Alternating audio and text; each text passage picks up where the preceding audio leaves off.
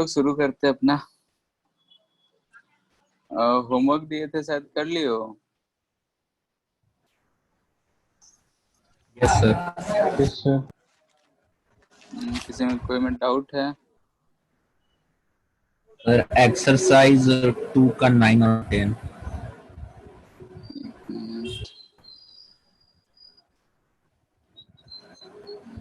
Question देख लें। 9 और 10 सर। एक मिनट।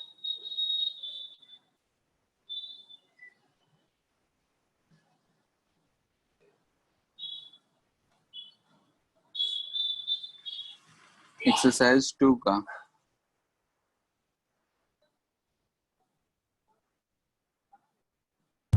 Yes sir.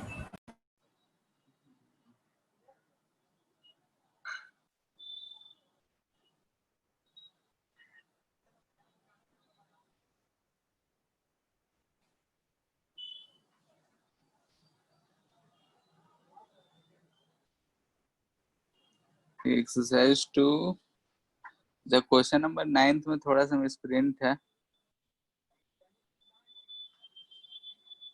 पी जो है वो समझ आ गया, पाई होगा। हाँ, और एम एम के लिखा हुआ होगा, वो म्यू के में होगा। हाँ।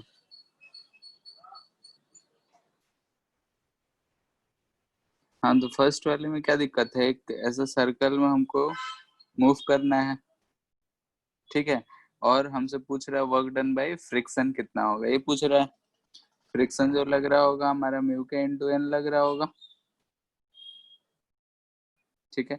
और अगर हम हर जगह पे डिस्प्लेस कर रहे हैं, कहीं भी सर्कल को मूव कर रहे हैं, तो इसके छोटे पोर्शन को देखें तो जिधर हमारा फोर्स लग रहा होगा उसके अपोजिट डायरेक्शन में हमारा डिस्प्लेसमेंट होगा, ठीक है। क्योंकि अगर हम एक सर्कल को देख रहे हैं, इसके छोटे पार्ट को हम देख रहे हैं, तो इधर ही हमारा डिस्प्लेसमेंट है और फ्रिक्शन इधर पीछे लग रहा होगा, ऐसा ही होगा।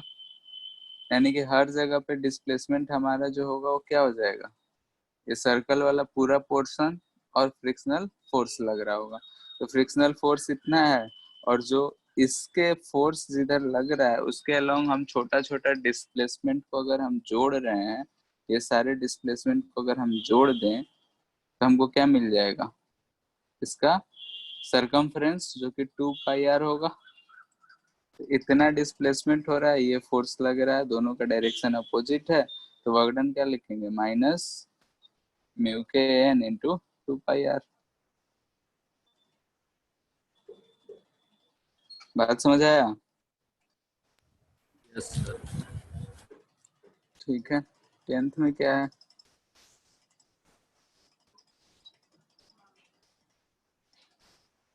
7.2 आ रहा था। क्या 7.2? सबका इतना ही 7.6 आ रहा आंसर है, दिया है। सबका इतना ही आ रहा है, 7.2 ही। अरविंद तो मेरा 3.6 आया था। यस सर, मेरा भी आंसर 3.6। आंसर 3.6 ही दे रखा है, वही यस सर। आना चाहिए, कहीं कैलकुलेशन गलती किए होगे। ऐसा क्वेश्चन तो शायद किए थे हम लोग। 2 मीटर का है, इधर 60 सेंटीमीटर लटक रहा है, इधर हो जाएगा 120 सेंटीमीटर। 140 होगा। जहाँ 140 हो जाएगा 200 में। और the total mass of the chain is 4 kg दे रखा है। What is the work done in force parallel to the horizontal? इधर फोर्स लग रहा है F, इसको ऊपर खींचने में कितना लगेगा? ऐसा क्वेश्चन तो किए थे हम लोग, इसको x मान के फिर यहाँ से हम लोग dx एलिमेंट लेके ऊपर खींचे थे ना, याद है? Yes sir. तो उसी पे सिमिलर तो क्वेश्चन है, तो इसको फिर से क्या बताएं, उसको एक बार फिर से चेक करो, कैलकुलेशन कहीं गलती किए होगे। ठीक है, और किसी का कोई दिक्कत है कहीं? मेरे को वन में 3, 6 और 8।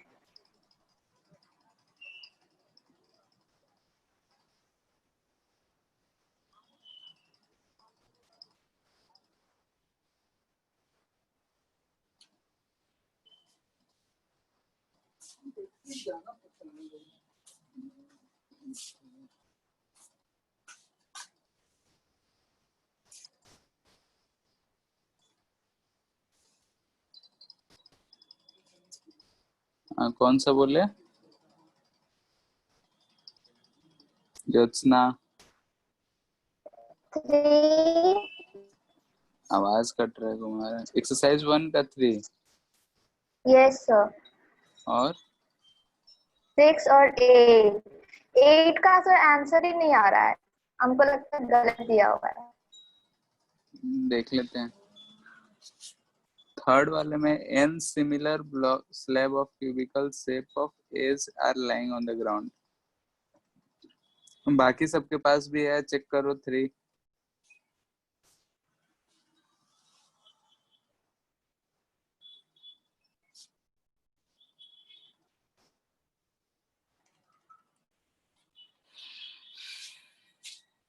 तो एक के ऊपर एक अगर हम n ब्लॉक्स रख रहे हैं तो कितना हमको एनर्जी वर्क करना पड़ेगा, ये हमको निकालना है। तो ये मैथ का सवाल हो जाएगा।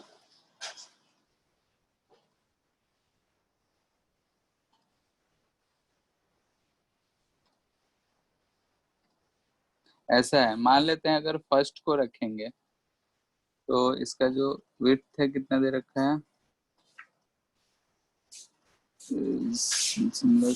क्यूबिकल शेप, यानी कि ये भी बी है।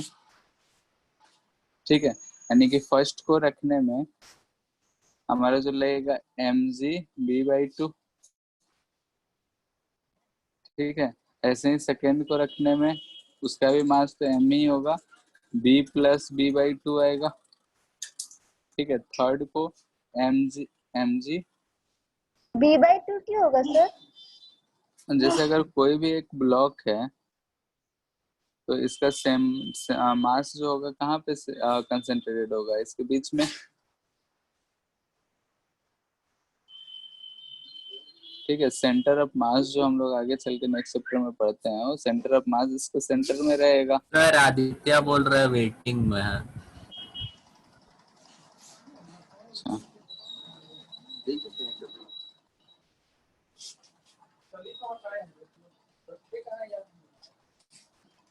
ठीक है, इतना बात समझ आया है कि इसका जो सेंटर होगा वो बी में होगा, इसलिए ऐसे रखेंगे। यहाँ से अगर ध्यान से देखो तो mg अब बन जाएगा क्या ज्योत्सना? हाँ सर, अब बन जाएगा। ठीक है, तो इसको ऐसे ही जोड़ते जाना है तो बन जाएगा। इसके बाद कौन सा था, 6। Yes sir. The velocity of a particle moving along a line varies with.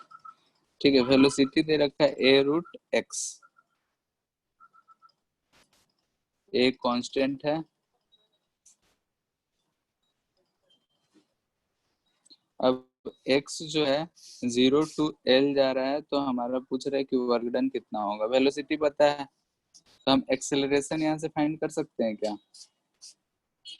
Acceleration क्या हो जाएगा, v अगर x का फंक्शन है तो हम एक्सेलरेशन v/dx लिखेंगे।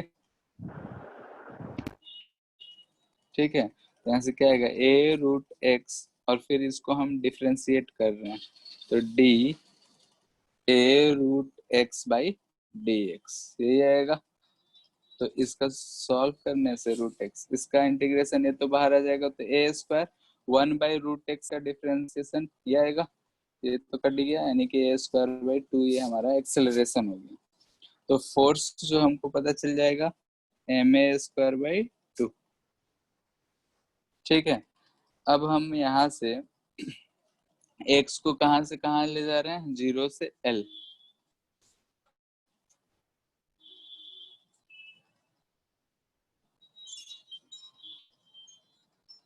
ठीक है, तो 0 से l ले जाने में हमारा जो ये तो कांस्टेंट आ रहा है, तो वर्क डन ma²l/2 होना चाहिए।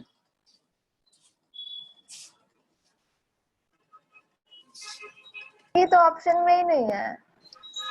ये दिख रहे हैं।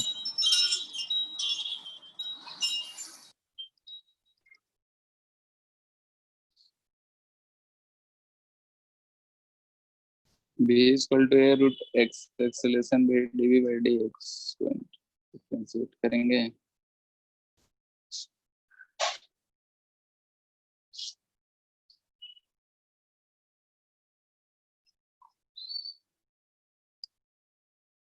ये आंसर होगा work done ma square l by 2।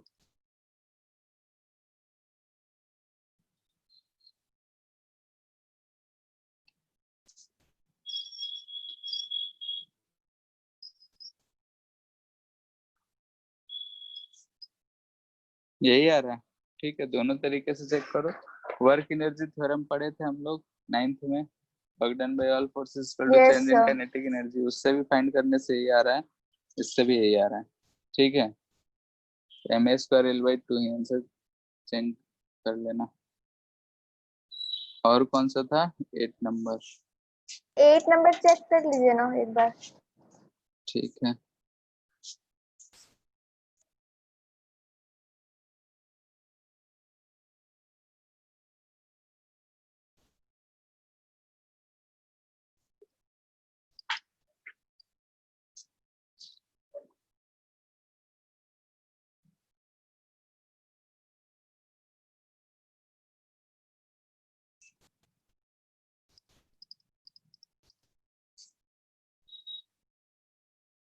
try कर 5 kg moves upon gram of force।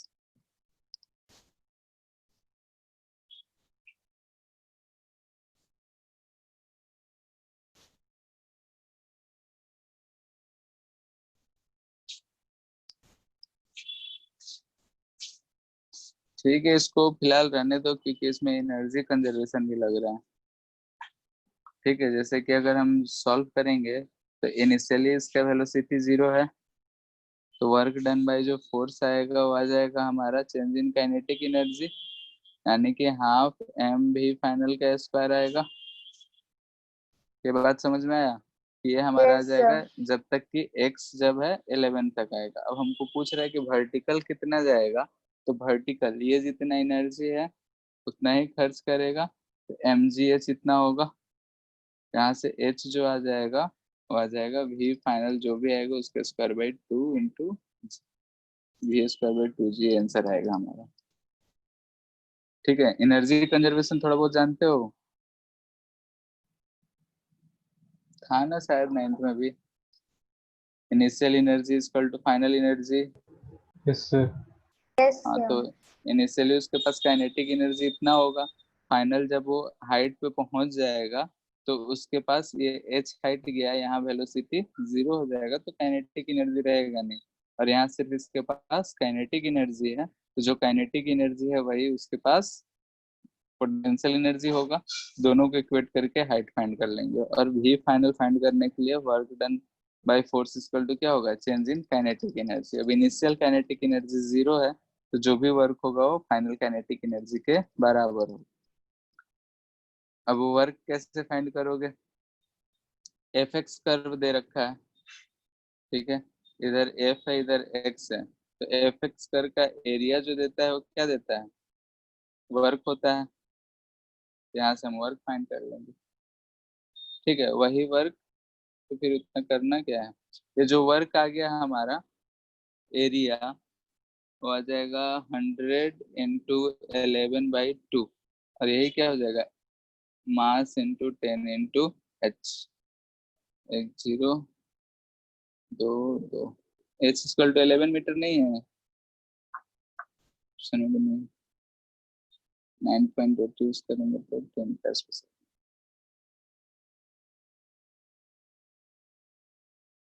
Hello. Yes, sir. Option तो नहीं है। हाँ, वही 11 मीटर आ रहा है। अगर 9.8 लेंगे तो 11 से थोड़ा सा कम आ जाएगा ना, नहीं ज्यादा आएगा, तो वही मैक्सिमम 10 ही आंसर है। 10 दिया है। हेलो। हाँ सर, 10 दिया है। हाँ वही 11 आ रहा है तो ऑप्शन में उसी के आसपास कर दिया है, 11 आएगा वैसे आंसर।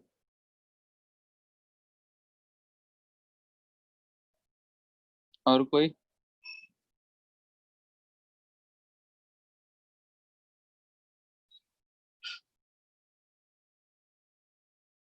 और किसी में कोई दिक्कत? चलो ठीक है। हम लोग लास्ट क्लास पावर पढ़े थे और काइनेटिक एनर्जी शायद शुरू कर दिए थे। ठीक है, तो अभी उसी से रिलेटेड कुछ क्वेश्चंस देखेंगे।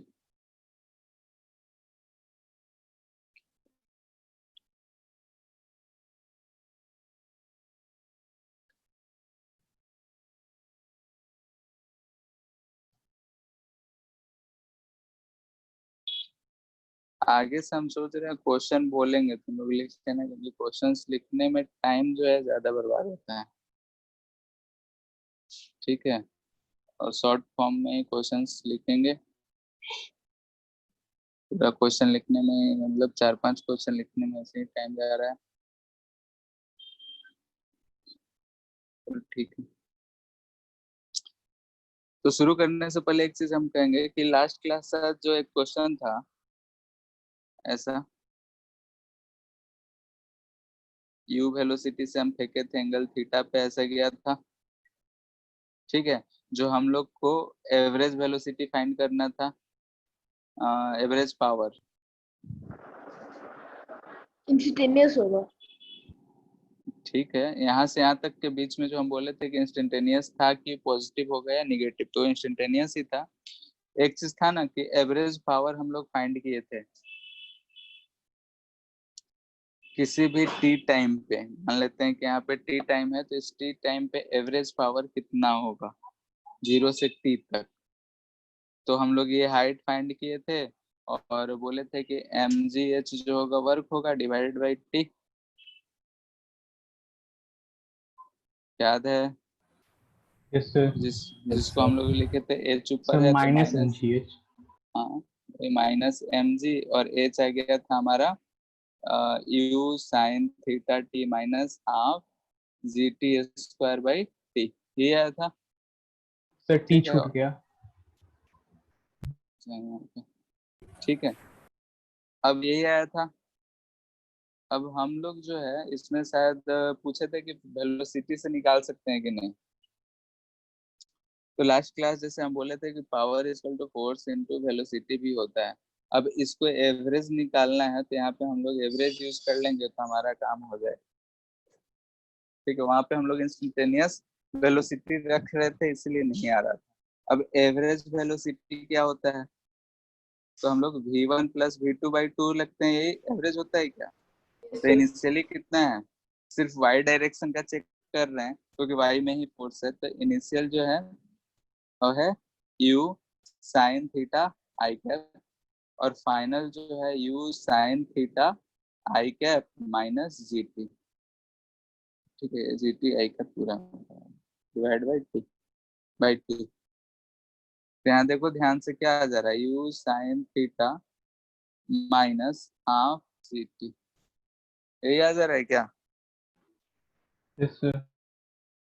जी ठीक है, तो अगर इसी चीज को mg से पी एवरेज अगर लिखेंगे तो आ जाएगा mg into u sine theta minus half g, यही वाला आ रहा है। ठीक है, तो इसको एवरेज यूज कर सकते हैं, उस समय ध्यान नहीं दिए थे एवरेज पे, इंस्टेंटेनियस लेके सॉल्व कर रहे थे इसलिए नहीं आया। बात समझ में आया कि अगर एवरेज निकालना है तो वेलोसिटी भी अगर हम एवरेज यूज करें तो आंसर आ जाएगा।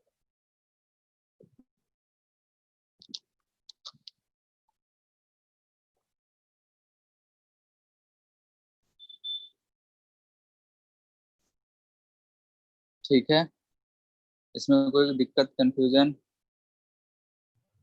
Yes sir.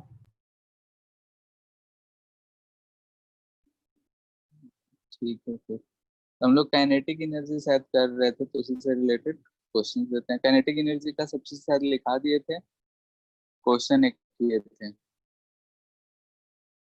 एक ही क्वेश्चन किए थे ना? Yes sir.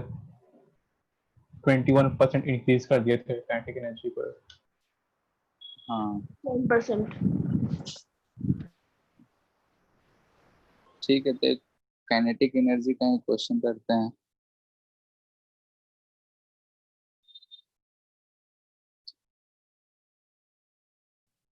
इस चैप्टर में जो है क्वेश्चंस ही ज्यादा हैं, और जितने ज्यादा क्वेश्चंस करोगे, क्योंकि एनर्जी कंजर्वेशन ये सारे चीज जो है आगे बहुत यूज होता है। एक स्मूथ सरफेस है जिस पे 10 kg का ब्लॉक रखा हुआ है, उस पे फोर्स 10 न्यूटन लग रहा है। फोर्स जो है एक्ट फॉर 2 सेकेंड्स, 2 सेकेंड तक ही फोर्स लग रहा है। Find work done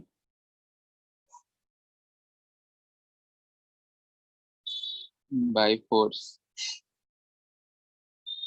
20 joule. On 10 kg for 3 seconds। ठीक है, इन 3 seconds। नीचे ही रेस्ट पे था। हाँ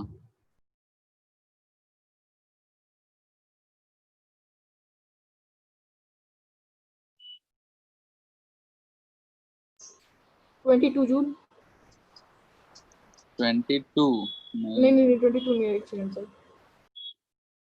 यहाँ पे दिए हैं कि 2 सेकंड तक फोर्स लग रहा है, लेकिन 3 सेकंड 40 तक जूल, कुछ 40 जूल। नहीं।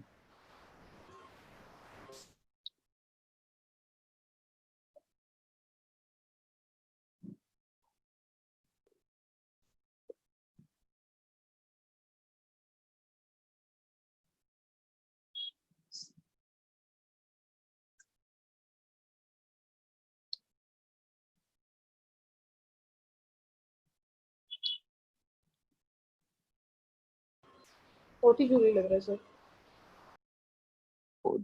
फोर्स के कारण नहीं, स्मूथ है। एक्सेलरेशन अगर हम निकालेंगे तो क्या आ जा रहा है, 1 मीटर पर सेकेंड स्क्वायर। Yes sir. ठीक है, डिस्प्लेसमेंट अगर निकालेंगे तो हम 2 सेकंड के लिए अगर निकालें तो क्या आएगा, 0 प्लस हाफ इंटू 1 इंटू 2 का स्क्वायर यानी 2 मीटर। ठीक है, दोनों सेम डायरेक्शन में है तो वर्क डन जो होगा 2 इंटू 10 ही होगा। और यहाँ 2 सेकंड के लिए इसलिए निकाल रहे हैं क्योंकि जो फोर्स एक्ट कर रहा है 2 सेकंड के बाद एक्ट नहीं कर रहा है। 2 सेकंड के बाद ये चलता हुआ तो दिखेगा, लेकिन फोर्स जो है 0 हो जाएगा T=2 सेकंड के बाद। तो फोर्स जब एक्ट ही नहीं कर रहा है तो उसका कोई वर्क होगा, नहीं होगा। तो जो भी हम यहाँ पे डिस्प्लेसमेंट यूज करेंगे फोर्स के लिए, वो कितने सेकंड के लिए, 2 सेकंड। या 3 सेकंड सिर्फ कंफ्यूजन के लिए दिया हुआ। बात समझ आया? Yes sir. ठीक है, इसी में kinetic energy after 2 second and 3 second.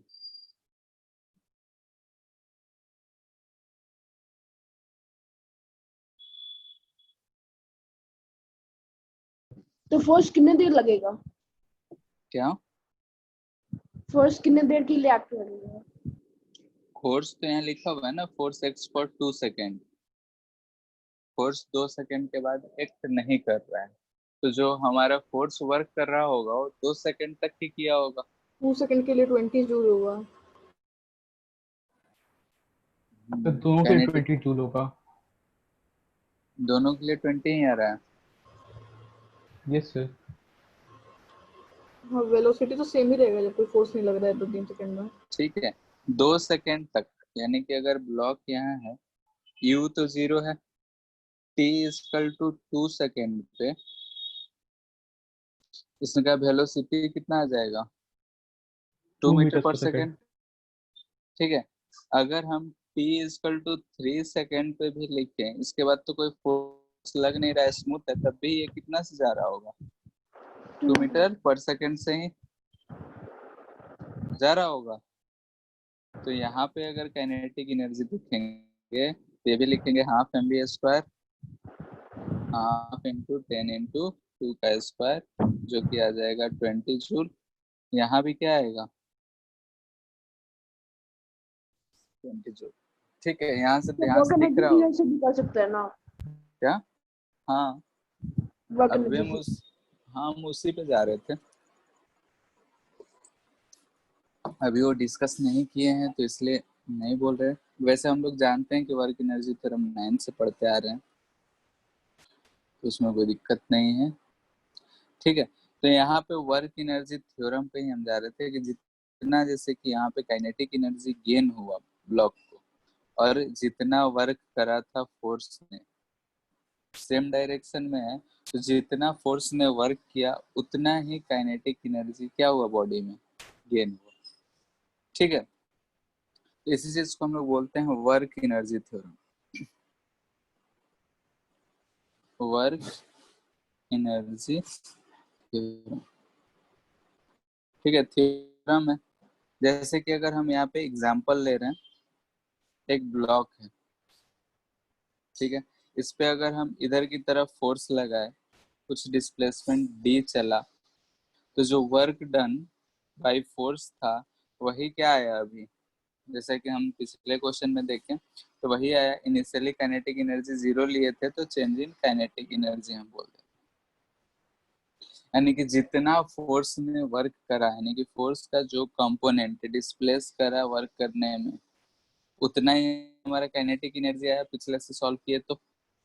ठीक है, लेकिन अगर हम मान लेते हैं कि ऐसा होता, ये ब्लॉक ऐसा होता और इस समय फोर्स ऐसा लग रहा होता, कि मान लेते हैं कि ये जो एंगल है ये थीटा है, ये फोर्स इस एंगल पे ऐसे लग रहा है।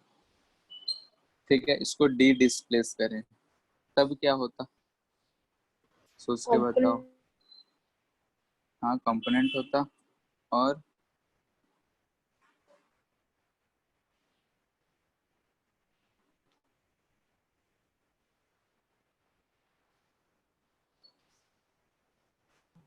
एक्सेलरेशन डिफरेंट रहता।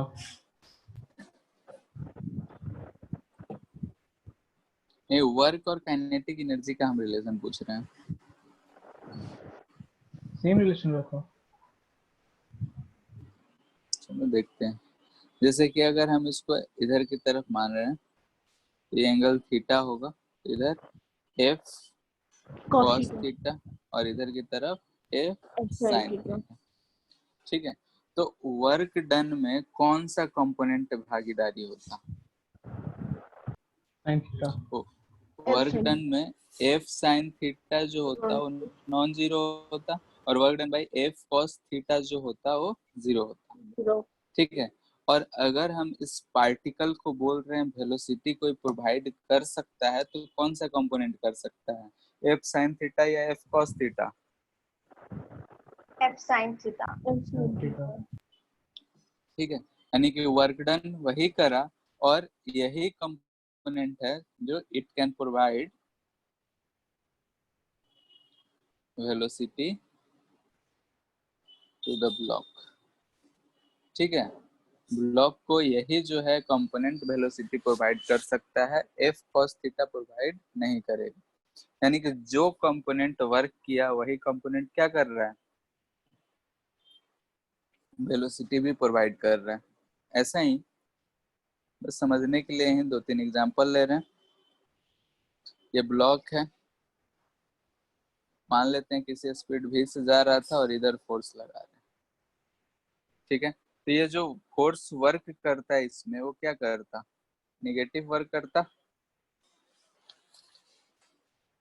ये फोर्स क्या करता है, निगेटिव वर्क कर रहा होता, और इस फोर्स के कारण अगर निगेटिव वर्क हो रहा है तो उस निगेटिव वर्क में और वेलोसिटी में अगर हम चर्चा करें, फोर्स अपोजिट डायरेक्शन में है तो कैसा लग रहा होता, बढ़ रहा होता उसका वेलोसिटी या घट रहा होता,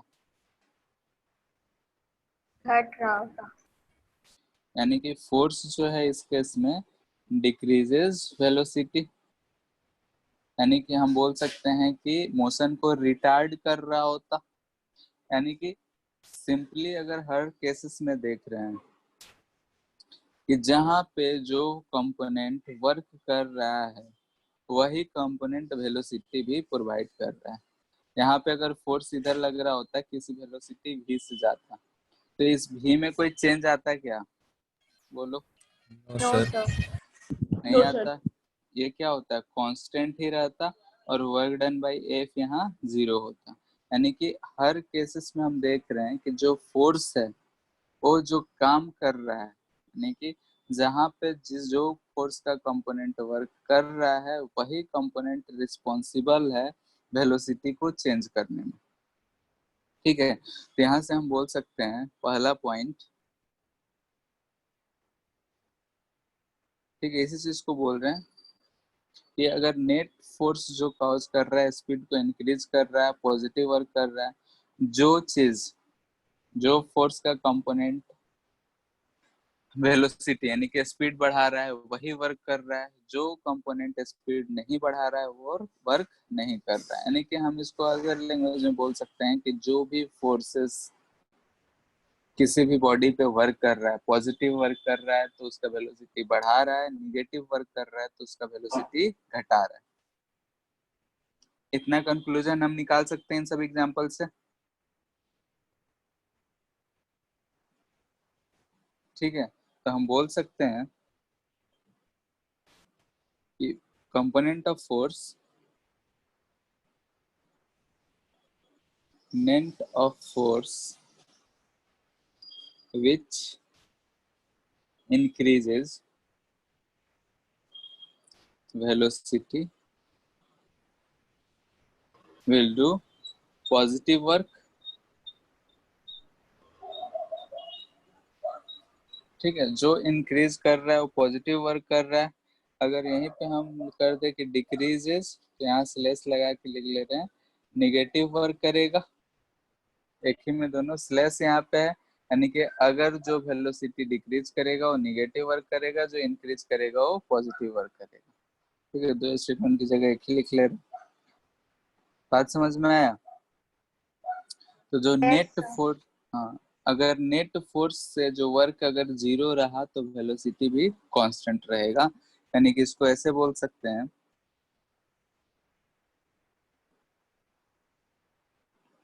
इफ नेट फोर्स इज 0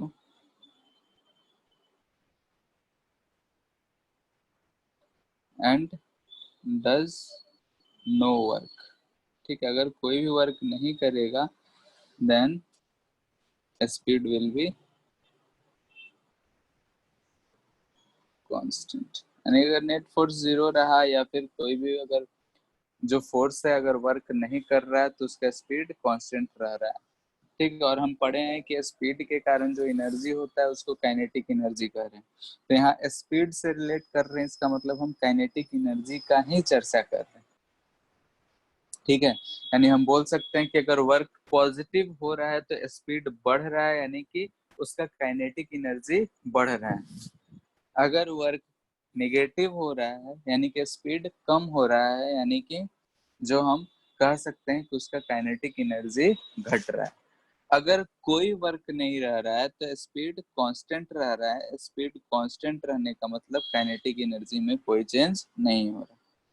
ठीक है, यानी कि हम बोल सकते हैं यहाँ पे कि वर्क डन अगर पॉजिटिव है तो काइनेटिक एनर्जी क्या हो रहा है, बढ़ रहा है। निगेटिव है तो काइनेटिक एनर्जी घट रहा है। और अगर ये 0 है तो काइनेटिक एनर्जी क्या रह रहा है, कांस्टेंट। ठीक है, यानी कि वर्क से काइनेटिक एनर्जी का कुछ ना कुछ रिलेशन है। यहाँ तक हम ये समझ गए कि वर्क और काइनेटिक एनर्जी में कुछ ना कुछ रिलेशन है। अब वो रिलेशन क्या है, हम लोग जानते हैं कि रिलेशन क्या है, क्या आएगा वो हम जानते हैं, लेकिन मुझे एक प्रोसेस है उस प्रोसेस से चल के देखना चाह रहे हैं कि क्या सही में वही आ रहा है। ठीक है, तो मान लेते हैं कि किसी भी बॉडी पे बहुत सारे फोर्सेस लग रहे हो। ठीक है, तो for net forces on a body, ठीक है, नेट फोर्सेस अगर लग रहा हो तो हम लिख सकते हैं सब फोर्सेस का जो समेशन होगा वो मास इनटू एक्सेलरेशन के बराबर हो, यानी कि बॉडी पे जितने भी फोर्सेस लग रहे होंगे उन सारे का वेक्टर सम करेंगे, वो मास इनटू एक्सेलरेशन के बराबर होता है। न्यूटन सेकंड लॉ से हम कह सकते हैं। ठीक है, अगर इसी चीज को हम लिखें, दिस इम्प्लाइज दैट अगर हम इसको ds से मल्टीपल कर देते हैं दोनों तरफ, तो इसको हम इधर लिख सकते हैं a, एक्सेलरेशन क्या होता है dv by dt dot ds, ऐसे लिख सकते हैं। ठीक है, अगर हम ऐसा लिख सकते हैं f डॉट ds, तो इधर वाला टर्म हमको क्या दिख रहा है, ये सारे फोर्सेस है, तो हम इधर वाला टर्म दिख रहा है work done by all forces, जितने भी फोर्सेस लग रहे हैं उसके कारण ये वर्क डन है। ये वाला टर्म हम लोग जानते हैं कि वर्क का है, और ये क्या रिप्रेजेंट कर रहा है, work done by all forces. और इधर आते हैं m dv बाई dt, अगर हम इस dt को इस ds के साथ अटैच कर दे तो हम जानते हैं v बराबर होता है ds बाई dt। ठीक है, तो अगर ds बाई dt भी होता है तो हम dt को इधर अटैच कर दें तो यहाँ से हमको दिखेगा mv और dv। ठीक है, और ये जो दोनों है v और dv दोनों सेम ही डायरेक्शन में होगा, और जब ऐसा होता है तो इंटीग्रल सेम, कहाँ से कहाँ, तो इनिशियल 0 हो या फिर कुछ भी इनिशियल हो, v फाइनल। ठीक है, ये जो है दोनों सेम डायरेक्शन में है तो डॉट प्रोडक्ट हट जाएगा, इसको लिख सकते हैं m v dv, v initial से v फाइनल। तो यहाँ से हमको क्या मिल रहा है, m v फाइनल का स्क्वायर माइनस v इनिशियल का स्क्वायर बाई 2।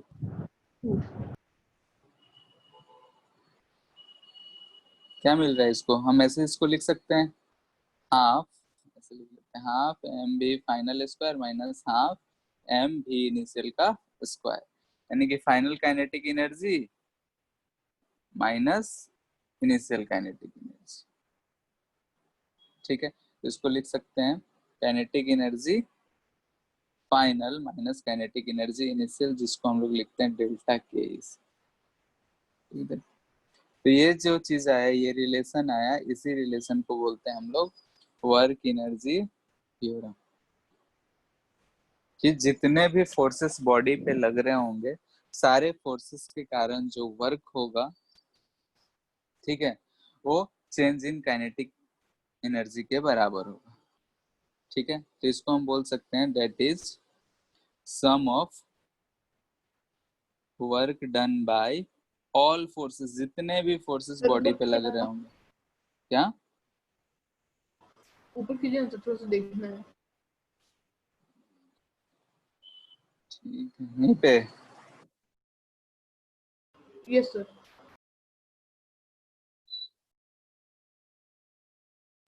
देख लिया सर।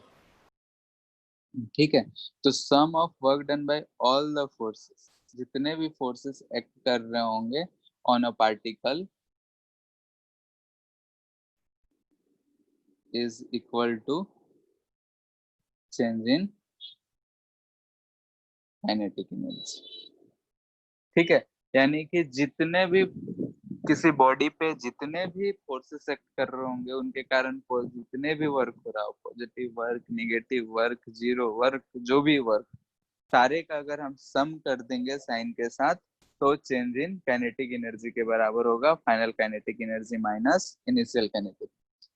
यहाँ से एक बात हमको ये भी समझ में आ रहा है कि जब भी किसी बॉडी में एनर्जी हम दे रहे हैं वहां वर्क हो रहा है, यानी कि अगर कोई बॉडी अगर हम छत पे रखें, उसके पास पोटेंशियल एनर्जी है, उसको गिराए तो जैसे वो नीचे गिरने लगा तो काइनेटिक एनर्जी आया, लेकिन वहां साथ में mg फोर्स जो है वर्क कर रहा था। यानी कि हम कह सकते हैं कि जहां भी एनर्जी का अगर एक फॉर्म से दूसरे फॉर्म में चेंज होता है वहां पे वर्क जरूर होता है। ठीक है, जिसको हम लोग आगे चल के और भी इस बात पे जिक्र करेंगे कि कभी भी एक फॉर्म का एनर्जी दूसरे फॉर्म में जब ट्रांसफर होगा तो उसमें जो होता है थोड़ा बहुत क्या मोस्टली केसेस में क्या होगा, जब भी एनर्जी एक फॉर्म से दूसरे फॉर्म में ट्रांसफर होगा, तो कोई ना कोई एक फोर्स वहां पे वर्क कर रहा हो।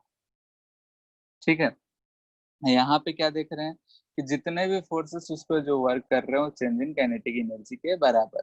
अगर ओवरऑल ये वर्क जो है निगेटिव आता है तो यहाँ पे चेंजिंग काइनेटिक एनर्जी निगेटिव होगा, यानी कि फाइनल जो होगा इनिशियल से कम होगा। अगर वर्क डन पॉजिटिव आता है तो final kinetic energy initial kinetic energy से ज्यादा। ठीक है, ये है हमारा वर्क एनर्जी थ्योरम। ये कोई खास बड़ी बात नहीं है। ठीक है, एक्स्ट्रा पॉइंट है ये हमारा, इस चीज से कोई जिक्र नहीं है, इस टॉपिक से कोई रिलेटेड नहीं है, बस थोड़ा चीज हम लिखना चाहते हैं। थर्ड इक्वेशन ऑफ मोशन क्या है, बोलो। C जो हम square equals third to U square plus 2A. square a minus square b equal square to equal to 2s. Plus 2as, यही है। इसको हम थोड़ा सा अरेंज कर रहे हैं, इसको हम ऐसे लिख दे रहे हैं v square minus u square, 2 को डिवाइड कर दे रहे हैं, इधर बच गया as। अब सब में हम m से मल्टीपल कर दे रहे हैं।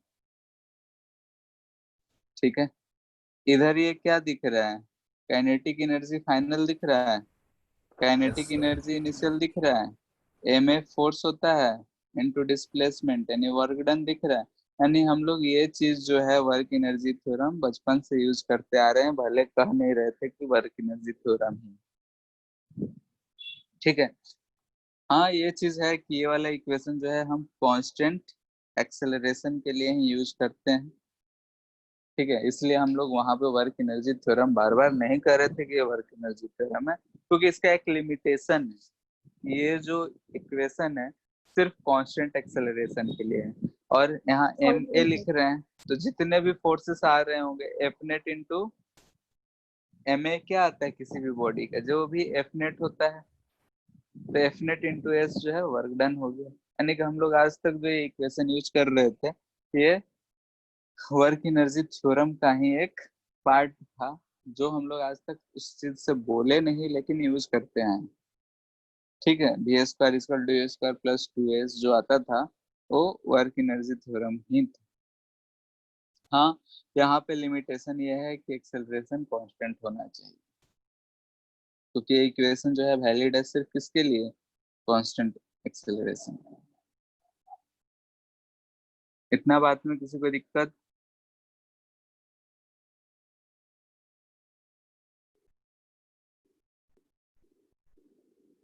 ठीक,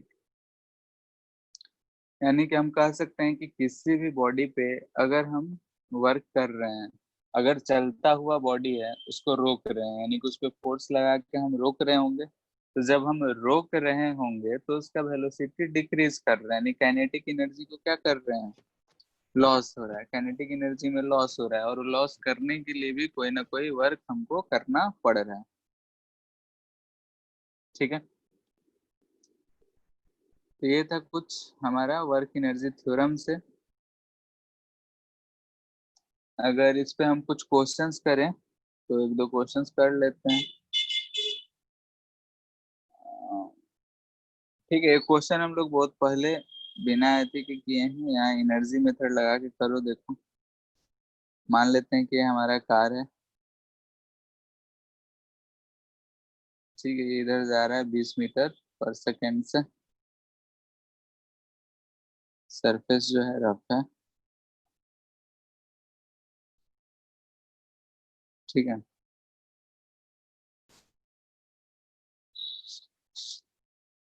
इसका मास दे देते हैं, टॉय कार है तो 5 kg।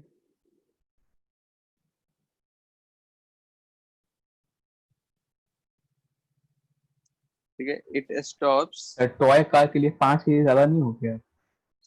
अरे बैठ के चला सकता है बच्चा, मॉल में नहीं देखे हो जो बैठ के सर घुमाते वो रहते वाला, हाँ ठीक है सर। हैं। और ये स्पीड भी तो उसके लिए बहुत ज्यादा हो गया है। Yes sir. ठीक है, if it stops after some time, then find work done by friction.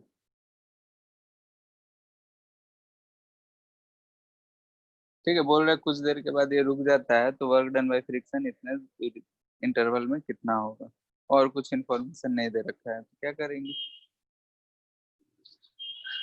Rough बोल दिया है, ना ही फ्रिक्शन कोएफिशिएंट दे रखा है, कुछ भी।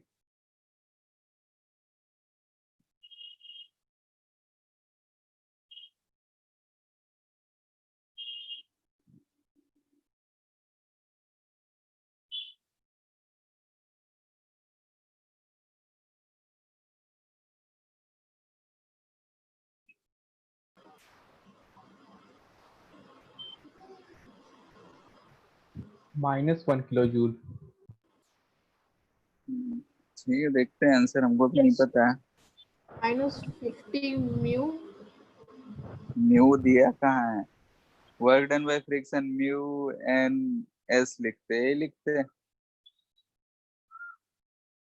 यही लिखते हैं ना। तो ना तो हम इसमें एस फाइंड कर सकते हैं, ना म्यू दिया हुआ है। Work energy theorem. हाँ हाँ, तो ये तो हम यहाँ यूज नहीं कर सकते हैं, ठीक है, क्योंकि ये हमको अननोन है। एस चलो अगर हम कुछ जुगाड़ लगाए निकाल भी लें तो म्यू हमको देना पड़ेगा, हम म्यू जब तक दिया नहीं है तब तक कैसे फाइंड कर सकते हैं, और एक्सेलरेशन ये सब दिया नहीं है तो एस भी फाइंड करना मुश्किल है, तो कैसे फाइंड करेंगे। तो तो एस को यहाँ निकाल लेंगे ए के टर्म्स में, और एफ को भी निकाल लेंगे ए के टर्म्स में, फिर कट जाएगा। निकालो, म्यू कहाँ से लाओगे? तो म्यू का जरूरत ही नहीं पड़ेगा सर, उसका एक्सेलरेशन ए मान लेंगे तो फिर फ्रिक्शन हो जाएगा -5 ए।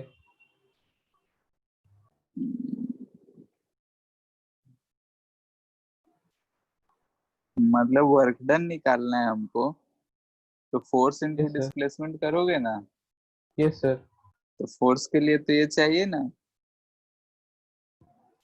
सर उस पे फ्रिक्शन ही एक फोर्स लग रहा है, और तो कोई फोर्स हाँ, लग नहीं रहा है, तो फिर उसका एक्सेलरेशन जो होगा फ्रिक्शन के कारण ही होगा, तो फ्रिक्शन 5a इक्वल हो जाएगा अगर उसका एक्सेलरेशन a होगा तो। अच्छा चलो, ये बोल रहे हो कि एक्सेलरेशन जो हो जाएगा एफ बाई एम हो जाएगा, ठीक है, यस सर। यानी कि एफ इजकल टू एम में। चलो ये बात मान ली। अब जो है एस कैसे पता करेंगे? v² equals u² plus 2s। सिर्फ हमको यू दे रखा है 20 मीटर पर सेकेंड, भी है 0, तो यहाँ से v square equal to u square -2as। हाँ, तो यहाँ से एस निकल जाएगा फिर उसमें, ठीक है, निकाल सकते हैं, ठीक है, यहाँ से एस आ जाएगा, इसमें मास से मल्टीपल कर देंगे तो हो जाएगा। खैर रहने देते हैं इसको भी।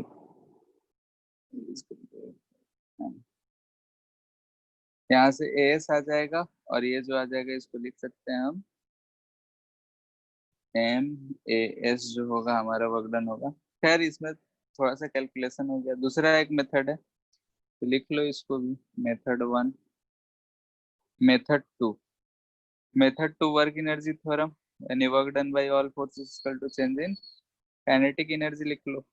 तो वर्क डन में हमारे पास एक फ्रिक्शनल फोर्स पीछे है, नीचे mg है, mg का वर्क तो 0 होगा, friction plus work done mg equal to change in kinetic energy, यानी final kinetic energy minus initial kinetic. Final 0 है, ये भी 0 है, तो वर्क डन बाय जो फ्रिक्शन हो जाएगा negative of half into 5 into v का स्क्वायर 20 का स्क्वायर, जो भी आंसर आएगा वो हमारा आंसर। यही आ रहा था सबका? Yes sir. इससे भी वही आएगा, 1000। ठीक है।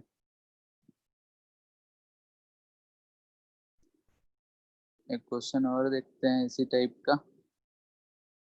एक ब्लॉक है,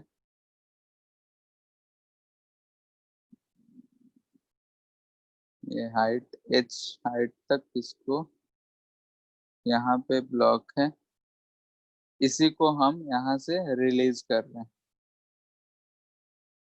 यानी u इक्वल टू 0 है, ठीक है, अब वो यहाँ पे आ गया है।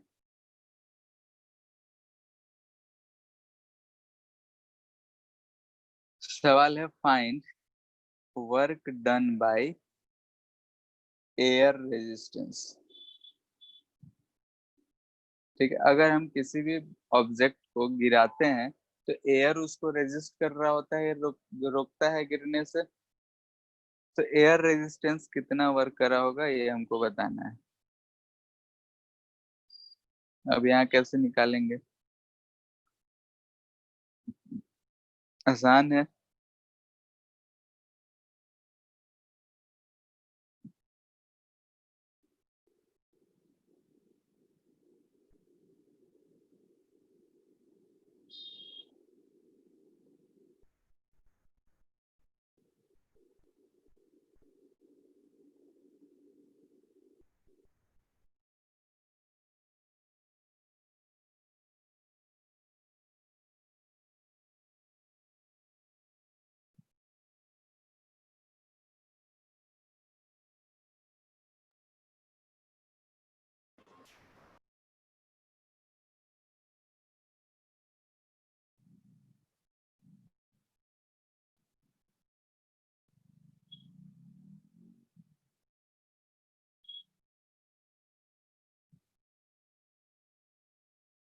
आ गया। सर एच की फॉर्म में आएगा क्या? एच रहेगा वहाँ पे? हाँ, एच के फॉर्म में आएगा। तो m√5h माइनस mgh। इतना खतरनाक आंसर नहीं है। क्या सर? इतना खतरनाक आंसर नहीं है, सिंपल है। mgh minus half mv²। Answer है -mgh/2। तो क्या माइनस mg? h/2। क्वेश्चन पर रिपीट करिए ना सर। एक ब्लॉक है, इसको हम h हाइट से रिलीज करें, तो ये जब h हाइट नीचे आ गया है तो हमको फाइंड करना है find work done by air resistance. Air resistance से जो लग रहा होगा उसका वर्क कितना हो। एयर रेजिस्टेंस को कांस्टेंट एज्यूम करना है।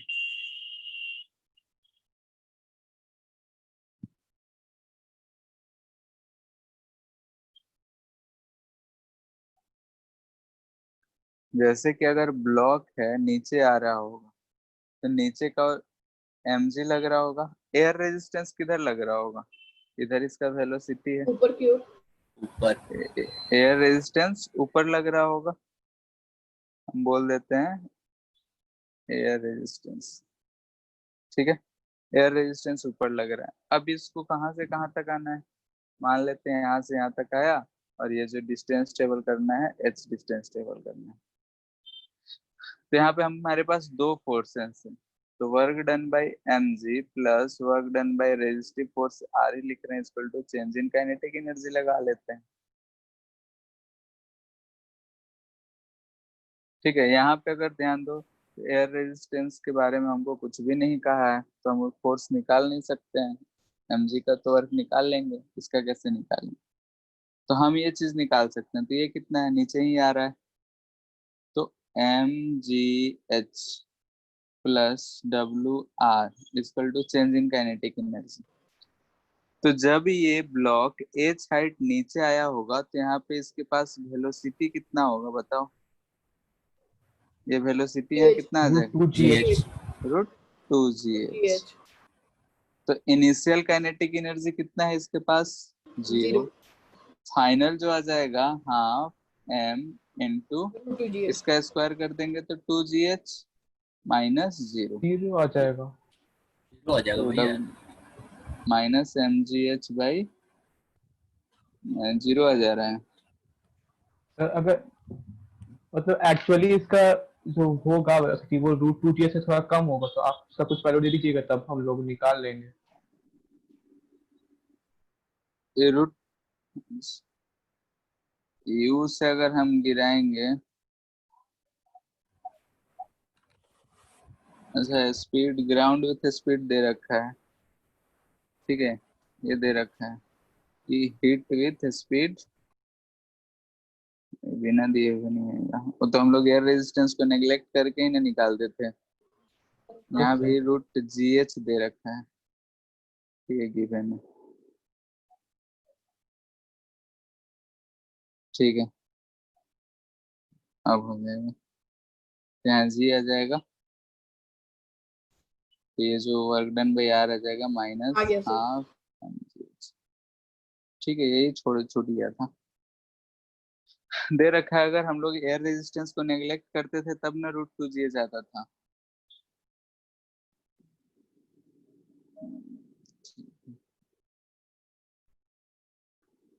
इस क्वेश्चन में है कि यहाँ से हम इसको रिलीज कर रहे हैं, इस B पोजीशन पे पहुंचेगा तो इसका वेलोसिटी कितना होगा ये बताना है। एनर्जी कंजर्वेशन अभी पढ़े नहीं है तो उसको लगाना नहीं है, ठीक है। वर्क एनर्जी थ्योरम पढ़ रहे हैं तो वही यूज करना है। एनर्जी कंजर्वेशन से भी एक सवाल आराम से बनता है, तभी वो पढ़े नहीं है तो उसको नहीं यूज करना है।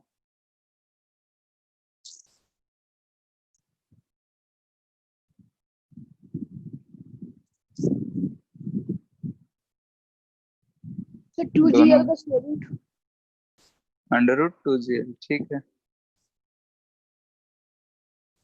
कहीं भी अगर हम इसको कंसिडर करते हैं तो इस पे फोर्स लग रहा होगा mg और टेंशन, तो work done by tension plus work done by mg equal to हो जाएगा चेंज इन काइनेटिक एनर्जी, यानी kinetic energy final minus kinetic energy. आ गया सबका? ये तो 0 ही होगा, इसका बीच में जो आवाज वर्क चल है। गया था। अच्छा, ठीक है। जैसे कि अगर बीच में कहीं भी किसी पॉइंट पे देखेंगे तो नीचे mg लग रहा होगा, टेंशन इधर की तरफ। अब दो ही फोर्स है तो work done by tension plus mg equal to final kinetic energy minus initial kinetic energy. तो इसके कारण mgl फाइनल है तो हाफ mu स्क्वायर, और ये 0, तो यहाँ से u आ जाएगा, m से m गया तो 0। ठीक है, एक दो क्वेश्चन और इसी से रिलेटेड करते हैं। एंगल थीटा है, बोल रहा है कि इसको हम u वेलोसिटी ऊपर दे दिए, ये सरफेस पे म्यू दे रखा है,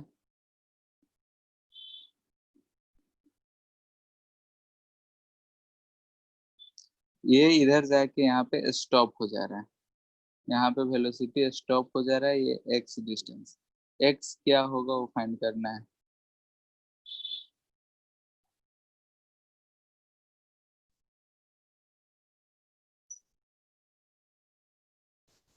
क्वेश्चन समझ में आया कि म्यू दे रखा है, उसको u वेलोसिटी हम दे दिए उसको, वो जाके x दूरी चलने के बाद रुक जा रहा है, तो x कितना होगा वो फाइंड करना है।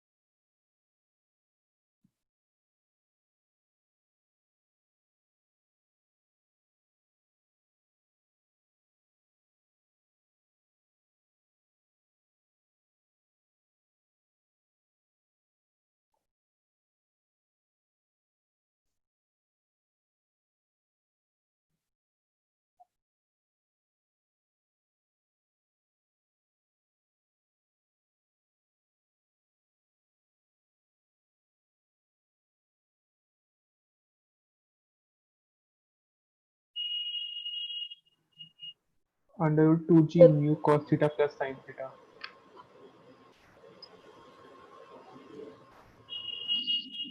आंसर दे रखा है under root US, mu g cos theta minus u square. x find करना है, तो ये u square by 2g into sine theta plus mu cos theta.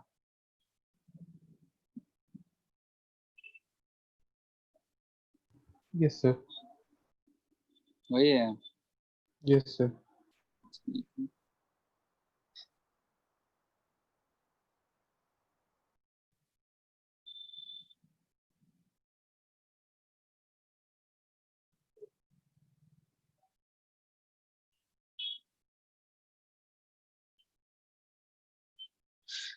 सबका आ गया क्या?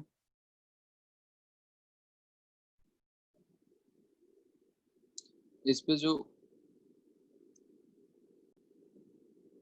फोर्सेस लग रहा होगा, इधर लग रहा होगा mg sin थीटा, ठीक है। और इधर की तरफ फ्रिक्शनल फोर्स जो होगा mu mg cos Cos theta. ठीक है, चल रहा है तो अपना जितना लिमिटिंग होगा वही लगेगा। तो यही दो फोर्सेस वर्क कर रहे होंगे इसके अलावा, इस सरफेस के अलावा। तो लिखेंगे दोनों के कारण, दोनों नीचे है ऊपर जा रहा है, यानी कि minus mg x sin theta minus mu mg x cos yes theta sir. Equal to, initially कितना है, 0 शायद, नहीं, हाँ इनिशियल फाइनल 0 है, हाफ एम यू स्क्वायर, यहाँ से x आ जाएगा, u square by 2 g sine theta plus mu cos theta. आ रहा है सबका? Yes sir. Yes sir. ठीक है, तो इसको फाइंड करो।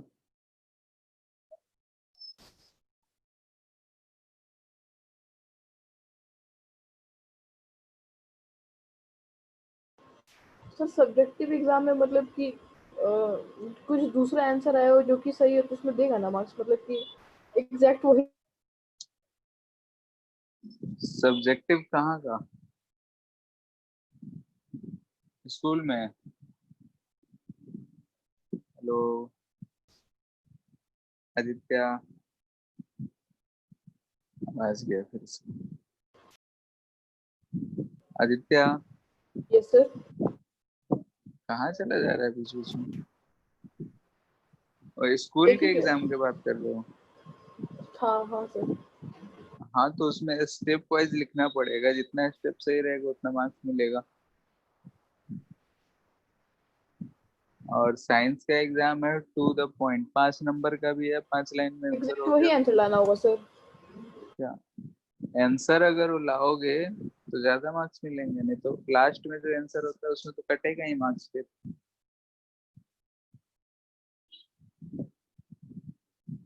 आधा अधूरा पे थोड़े छोड़ना है, जो फाइनल शॉर्टेस्ट आंसर जो होता है वही लाना हो।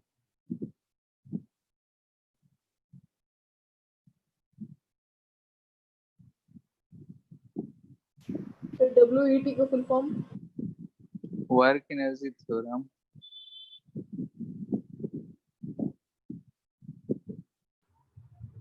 Under root 2m2 minus m1 gx by m2 plus m1। m1 plus m2। ठीक है,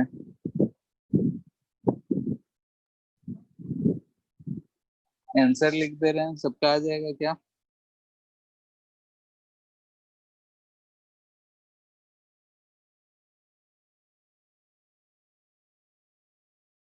एडवर्ड्स मशीन लगेगा। वही है, word machine.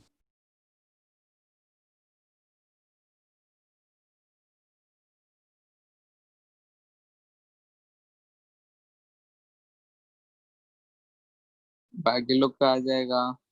Shreyansh, Priyansh, Yes, sir. All right.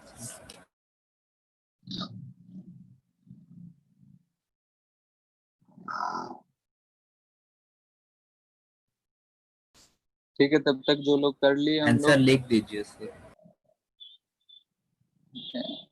Answer है भी इक्वल टू अंडर रूट 2। जो लोग कर लिए हो तब तक एक्सेलरेशन फाइंड करो।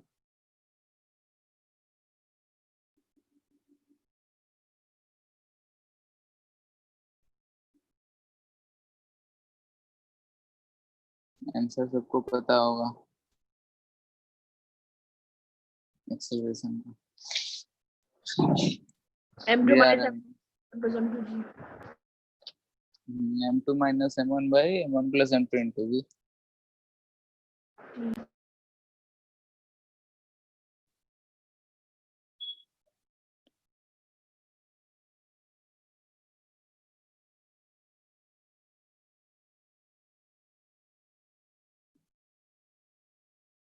पहले देखो कर लेते हैं इसको। इस पे फोर्सेस क्या लग रहे होंगे? तो इधर की तरफ m2g ऊपर टेंशन, इस पे ऊपर टेंशन, नीचे m1g। ठीक है, ये अगर x डिस्टेंस नीचे आया होगा तो ये जो है x डिस्टेंस ऊपर गया होगा, आ गया ऐसा सर। ही हो। इसके बाद क्या करना था सर? एक्सेलरेशन फाइंड करना है।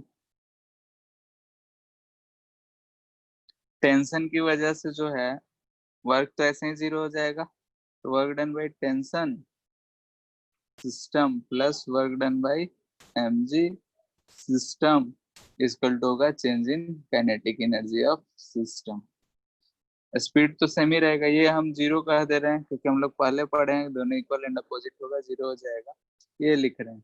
तो m2g के लिए m2gx पॉजिटिव रहेगा, ठीक है, माइनस m1gx इसके लिए क्योंकि m1g नीचे लग रहा है, डिस्प्लेसमेंट ऊपर है, इक्वल टू फाइनल जो है दोनों का स्पीड सेम ही रहेगा, तो half m1 plus m2 into v square लिख सकते हैं और initial 0। Sir M1 M2 acceleration निकालना है क्या? हाँ, दोनों अलग अलग एक्सेलरेशन से जा रहा होगा, सेम एक्सेलरेशन से। सेम, अगर फ्रिक्शन पुली नहीं, मतलब कि फ्रिक्शनलेस पुली है तो दोनों सेम से जा रहा होगा, लेकिन अपोजिट डायरेक्शन में। हाँ, फ्रिक्शनलेस ही है।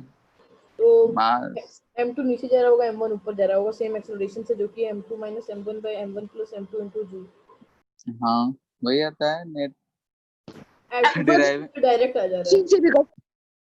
हाँ, डिराइविंग फोर्स से आ जाएगा तो डायरेक्टली। बिना डिराइविंग के ही यहाँ से इस चीज को सॉल्व करेंगे तो ये आंसर आ जाएगा, ठीक है। सर एक्सेलरेशन एडवर्क जो मशीन से भी कर सकते हैं। इसी चीज को वही बोलते ही है कि एटवुड मशीन है, ठीक है। और इसमें ड्राइविंग फोर्स अपॉन, कभी भी ऐसा ले तो driving force upon total mass into g. तो ड्राइविंग फोर्स कौन सा है? तो m2 माइनस m1, इसको हटा दे रहे हैं जब फोर्स लिख रहे हैं, तो ड्राइविंग फोर्स क्या है? तो m2 minus m1g divide by m1 plus m2, यही आंसर आ जाएगा एक्सेलरेशन। मेथड 1 फॉर एक्सेलरेशन, ठीक है। अगर ये चीज इजी है, आराम से हम कर सकते हैं, एनएलएम में पूरा यही काम कर रहे हैं, तो इसलिए हम इसको ज्यादा चर्चा नहीं कर रहे हैं। मेथड 2 एक्सेलरेशन चाहिए, यहाँ वेलोसिटी का हमको इक्वेशन दे रखा है, तो डिफरेंशिएट इक्वेशन 1, ठीक है। इक्वेशन 1 को अगर डिफरेंशिएट करोगे तो फिर से हमको एक्सेलरेशन ये मिल जाएगा,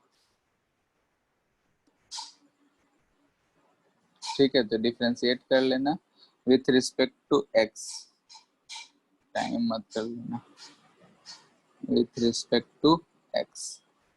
चलो कर ही देते हैं, कर रहे हैं तो क्या मिलेगा? m2g minus m1g equal to 1/2 m1 plus m2 into 2v, इसको जब कर रहे हैं तो dv बाई dx, और ये जो टर्म होता है यही क्या होता है? एक्सेलरेशन होता है। यहाँ से एक्सेलरेशन बराबर आ जा रहा है m2 minus m1 g by m1 plus m2, ठीक है। एक ही सवाल है, हजारों तरीके हैं करने का। विद जैसे रिस्पेक्ट टू टाइम भी करेंगे तब भी आ जा रहा है। आ जाएगा, लेकिन यहाँ पे x वाला टर्म बचेगा ना, फिर आएगा, नहीं क्यों बचेगा नहीं? सर, वो dv by dt है तो मतलब वो dx by dt है तो वो v हो जाएगा, और हाँ, इधर का एक v से इधर कट भी, जाएगा। अच्छा यहाँ इधर भी आएगा, वो कट जाएगा, ठीक है, उससे भी आ जाएगा। हम इसलिए ये कर लिए ताकि एक्स एक्स एलिमिनेट हो जाए। वही बोल रहे हैं कि एक सवाल है, हजारों मेथड है, कौन इजी लग रहा है जो आसानी से हो जाए वही करना है, ठीक है। एक क्वेश्चन और देते हैं, ये भी आसानी है। इसको हम u स्पीड से किसी एंगल थीटा पे फेंक रहे हैं।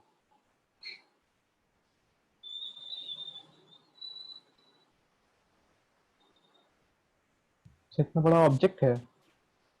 हाँ, यहाँ पे कोई एक ऑब्जेक्ट है जिसका मास m है, यू वेलोसिटी से किसी एंगल थीटा पे फेंक रहे हैं। ये सवाल हम लोग कर चुके हैं, यहाँ पे हम भी वही चीज कर रहे हैं। इधर जाके कहीं ऐसा गिरेगा, ठीक है, जब ये यहाँ टकराएगा तो ये भी वेलोसिटी से टकराएगा, और कितना होगा ये फाइंड करना है। प्रोजेक्टाइल में ऐसा क्वेश्चंस करे हैं हम, यहाँ पे वर्क एनर्जी थ्योरम में यूज करके करना है। ये हाइट एच है।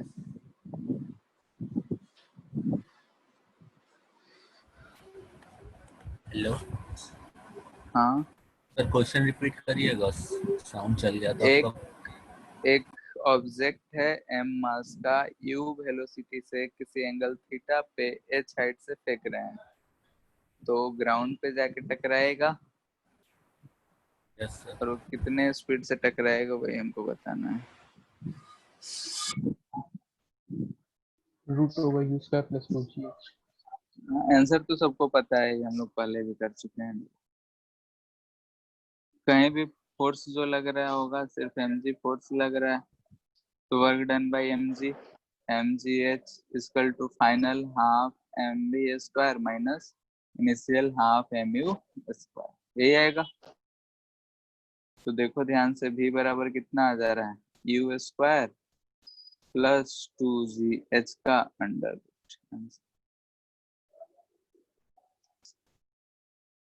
ठीक है, तो वर्क एनर्जी थ्योरम जो हम लोग पढ़े हैं, ऐसा नहीं है कि नहीं रहता या फिर पोटेंशियल एनर्जी सब नहीं रहता, तो हमारा सवाल नहीं है। ये सारे चीज हम लोग जो भी करे हैं ऊपर, सारा इसके बिना भी हम लोग कर सकते थे, लेकिन इससे जो है बहुत जगहों पे काम आसान हो जाता है। आगे जो पढ़ेंगे हम लोग conservation of energy, conservation of energy जो होता है वो भी यही चीज है कि हमारे कामों को बहुत आसान करते हैं। ठीक है, यानी कि जो कुछ भी हम लोग पीछे करे हैं उसको भी आगे की तरफ देखेंगे। नेक्स्ट है पोटेंशियल एनर्जी।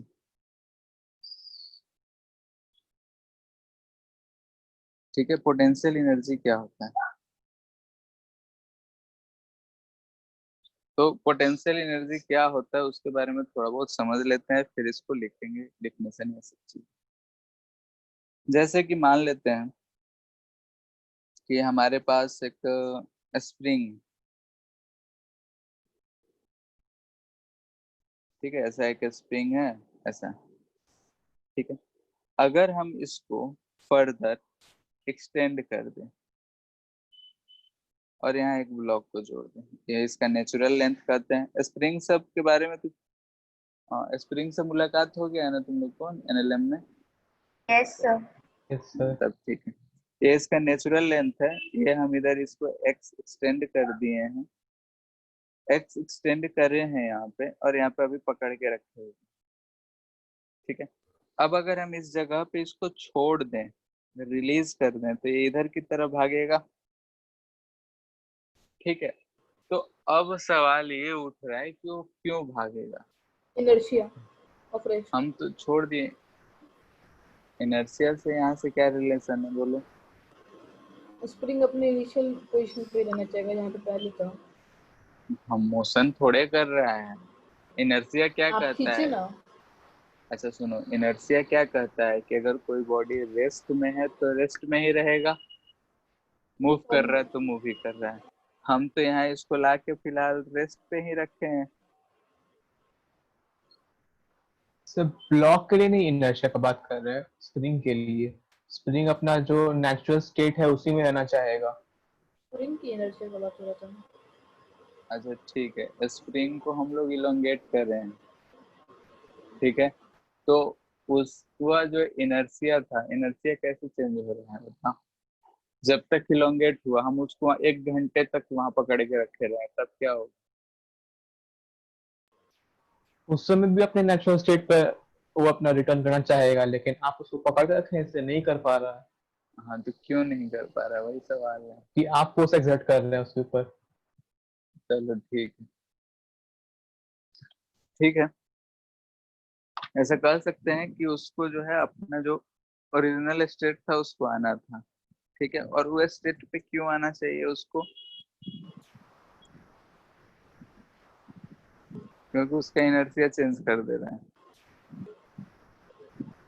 यही। हाँ यस सर।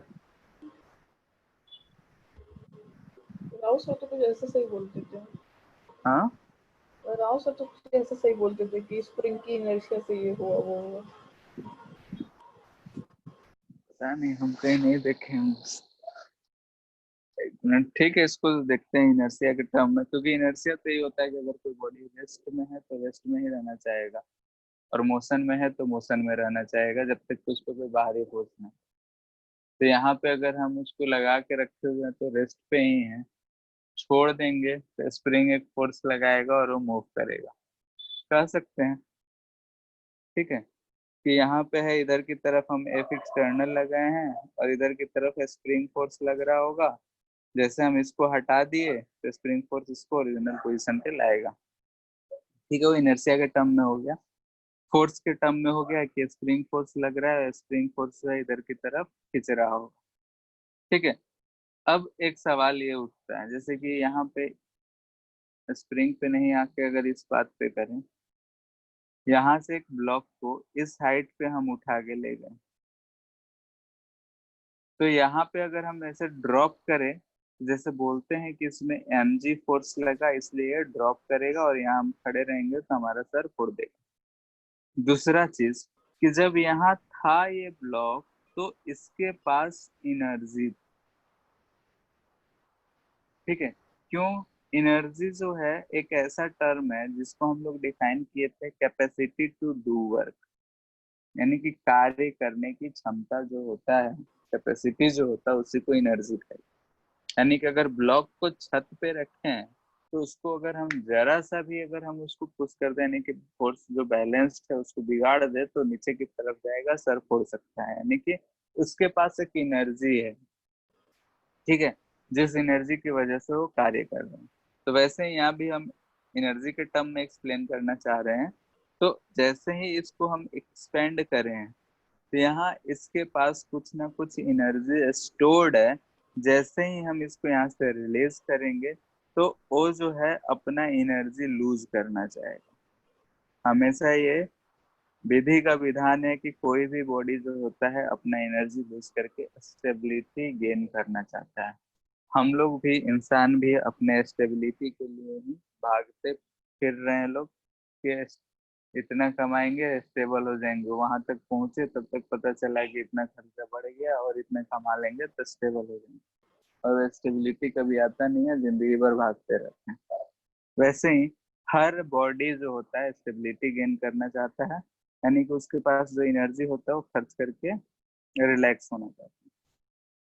तो यहाँ से अगर ये एक्सपेंड है यहाँ पे, तो हम बोलेंगे कि इसके पास कुछ ना कुछ एनर्जी स्टोर हो गया, ठीक है, और वही एनर्जी जो है जिसकी वजह से वो फिर से इधर की तरफ भाग रहा है।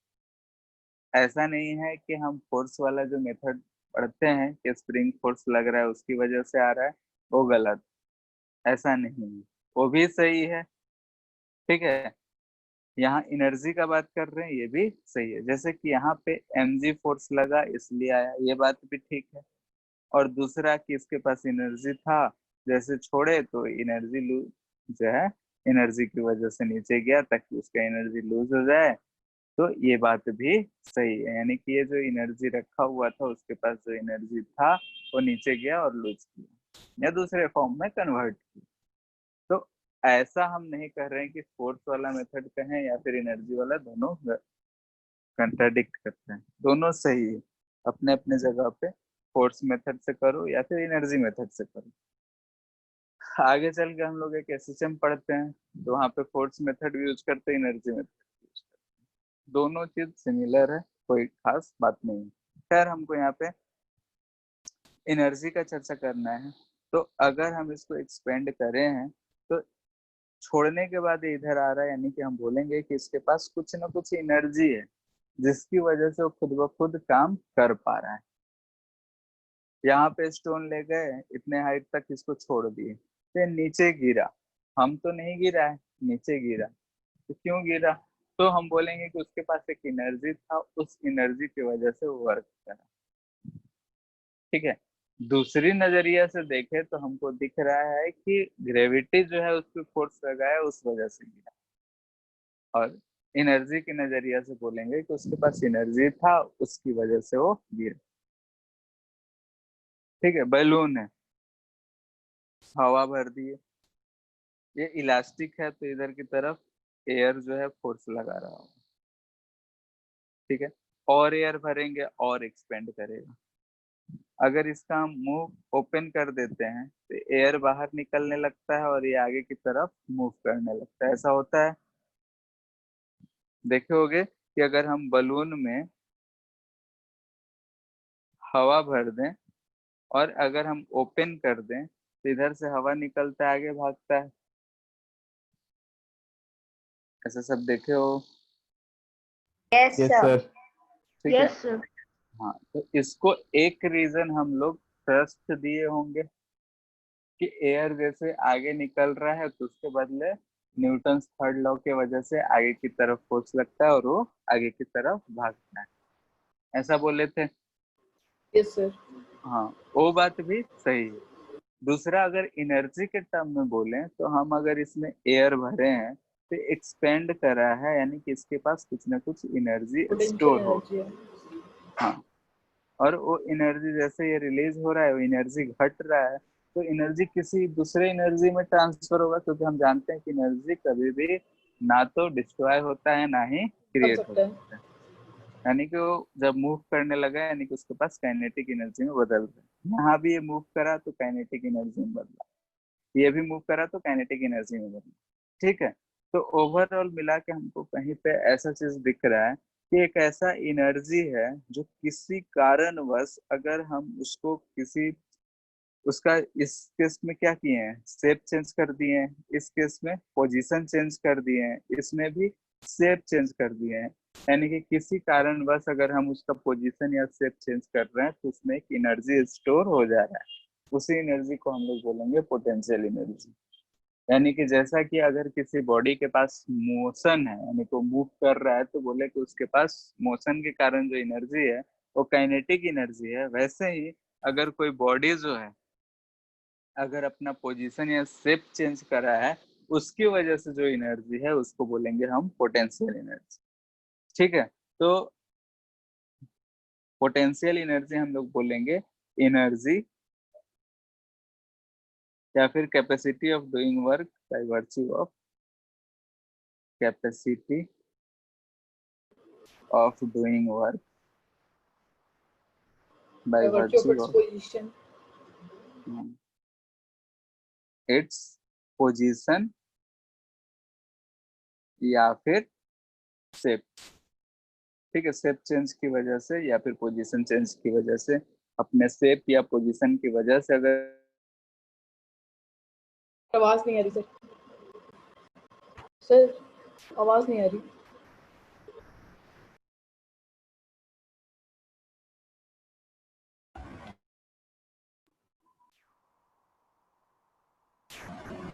हेलो। हाँ प्रियांश। तुमको सर का आवाज आ रहा है? नहीं, तुमको? मेरा कनेक्शन चल गया था अभी। नहीं, नहीं आ रहा। तुमको मेरा आवाज आ रहा है? तेरा कनेक्शन ठीक है, मेरा कनेक्शन ठीक है कि नहीं ये नहीं पता। हाँ, ठीक है।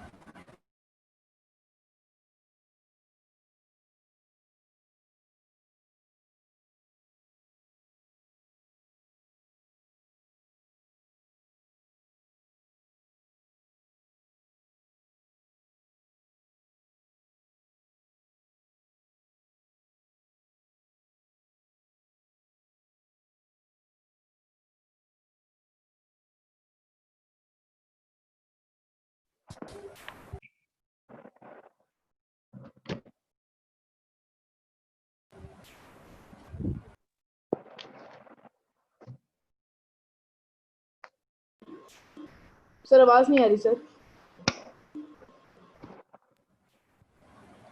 हेलो।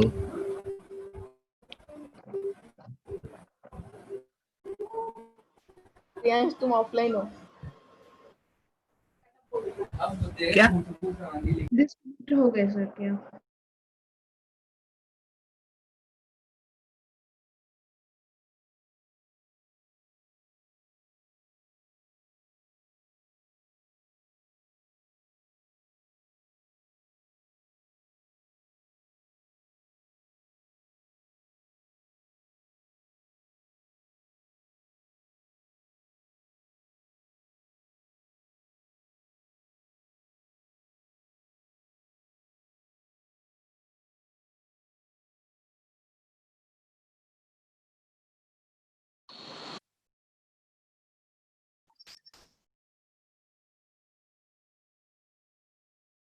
हेलो, आवाज जा Yes, रहा है sir. क्या? Yes sir. पूरा डेफिनेशन पूरा हो यस गया सर। था? पूछ रहे हैं यस डेफिनेशन सर पूरा लिखा हो हुआ गया? दिख रहा था। चलो ठीक है, तो वहीं तक है, आज इतना ही रहने देते हैं। ये पूछ